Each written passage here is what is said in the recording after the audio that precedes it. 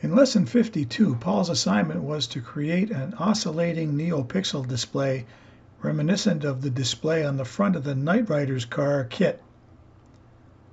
The challenge in Lesson 53 was to run the neopixel strip through the colors at the edge of the HSV color wheel, all pixels showing the same color at the same time. And in Lesson 54, Paul asked us to create a running rainbow. Paul described the effect as a rainbow flowing across the strip in position as the rainbow is evolving in time. I believe this is what Paul's looking for. I used the HSV wheel on the right in my Lesson 33 homework. Researching this homework, I came to realize that the wheel is flipped vertically. Photoshop, Wikipedia, and many other sources report the HSV values for yellow as 60 degrees 1-1, not 300 degrees 1-1. Similarly, green is reported as 120 degrees 1-1 and blue as 240 degrees 1-1. The wheel should be flipped around the vertical axis as shown here. I was hoping to turn down the intensity of the neopixels to make them easier to record. I know the neopixels have a brightness parameter, but this seemed like a good excuse to learn more about the HSV saturation and value parameters. I found this easier to understand if I redrew the HSV wheel as a rectangle. There's a link in the description to a video that helped me understand how S and V work. In the HSV system, hue can assume any value between 0 degrees and 359 degrees. Saturation and value can both range from 0 to 1. Compared to the HSV wheel, this horizontal representation has the advantage of displaying the saturation parameter on the y-axis. The x-axis of the spectrum is hue degrees. Let's start by assuming that the saturation and value parameters are set to 1. In this case, the R, G, and B values will be fully on at a 1, fully off at a 0, or in a straight line transition between on and off. We can plot the R, G, and B values for all the hue angles between 0 and 359 degrees, just as we did in Lesson 33. With this information, we can easily calculate the R, G, and B components of any HSV angle. Now, intuitively, we know that as we decrease saturation, colors become less intense or more whitish. This is actually because as we decrease saturation, the min value increases, reducing the difference between max and min. The more min rises, the more equal will be the red, green, and blue contribution to the final color. As R, G, and B become closer, the resulting color becomes more white. Value is often referred to as the brightness of the color. The lower the value, the darker the color. The value parameter can be thought of as a multiplier for the max and min parameters. As we decrease the value parameter, the max and min parameters both decrease. Here we can see that a value of 0.8 reduces the value of the max parameter. The min parameter is already 0 because S is equal to 1, so no further reduction is possible. As V becomes smaller, R, G, and B each become smaller or darker. The resulting color will approach black. If we hold V at 0.8 and reduce S to 0.8, we can understand that not only have the colors become darker because of V, but they are also becoming more the same because of S. The overall color will become darker and less colorful, or more gray. Adding S and V into our calculations is relatively straightforward. The value of max is determined by V, and the value of min is determined by S and V. We use a similar approach to Lesson 33, with the exception that min and max are variable now. I've added 2 potentiometers to Paul's circuit. The pots will allow me to adjust S and V as the program runs. Let's have a look at the code. We start by importing the usual libraries. In this assignment, we load ADC because we'll be using the potentiometers, and we also load the neopixel library. Next, we declare the pins we're going to use for the neopixel strip, the OLED, the push button, and the saturation and value pots. Here we configure the OLED display as we have done in past assignments. Here we define a new HSV to RGB function.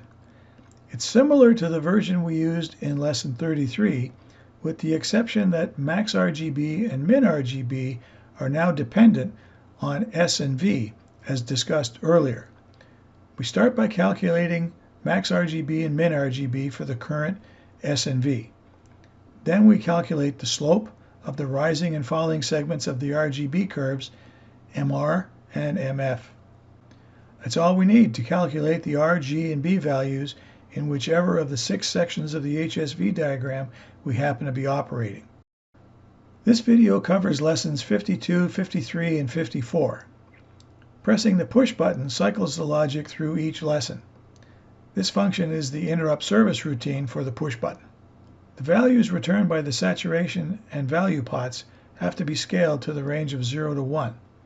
If statements then limit the value to combat noisy pots. The show details function displays the lesson name on the OLED.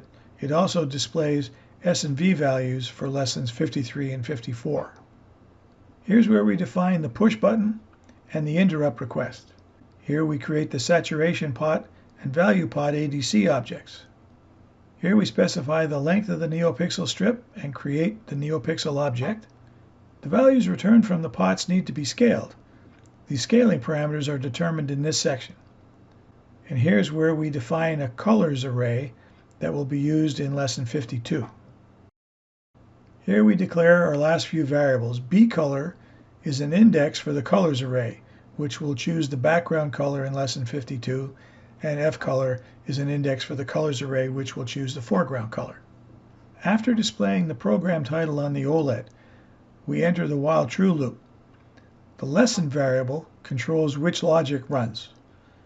In lesson 52, we start by updating the OLED, then stepping through each pixel, filling the entire strip with colors B color, and the selected pixel with colors F color. We write that pattern to the strip, sleep, and move to the next pixel. When we fall out of the first loop, the next loop takes us back from the second to last pixel to pixel 0, again filling the entire strip with colors B color and the selected pixel with colors F color. We write that pattern to the strip, sleep, and move to the next pixel. When we fall out of the second loop, we increment the color indices to choose another pair of colors, sleep, and repeat the first for loop again. In lesson 53, we step through the hue angles in 5-degree steps. For each selected angle, we read the saturation and value pots, display the S and V values on the OLED, fill the entire strip with the selected color, adjusted for saturation and value, and then write that pattern to the strip and repeat the loop. In lesson 54, we step through the hue angles in 45-degree steps. For each selected angle, we read the saturation and value pots, display the S and V values on the OLED. We copy the color from each pixel up the strip to the next pixel, making pixel 0 available. And then we load the current color, adjusted for saturation and value, into pixel 0. We write that pattern to the strip, we sleep, and repeat the loop. And here's how it looks.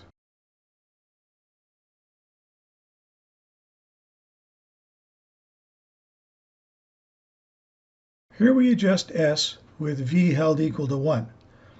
The red, green, and blue components become more and more the same as we turn S down, so the resulting color becomes white. As we increase S, the colors become more distinct and the resulting color is more vibrant.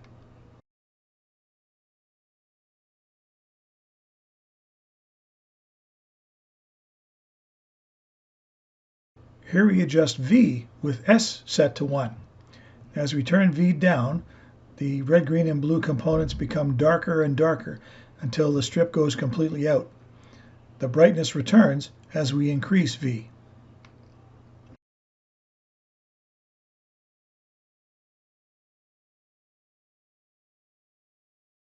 And here we adjust both S and V together. The vibrancy of the colors depends upon S, and the brightness depends upon V.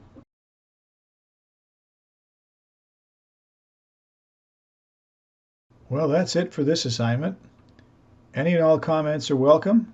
Don't forget to like or dislike the video before you go. And feel free to subscribe. Don't forget the notification bell. We'll talk to you next time.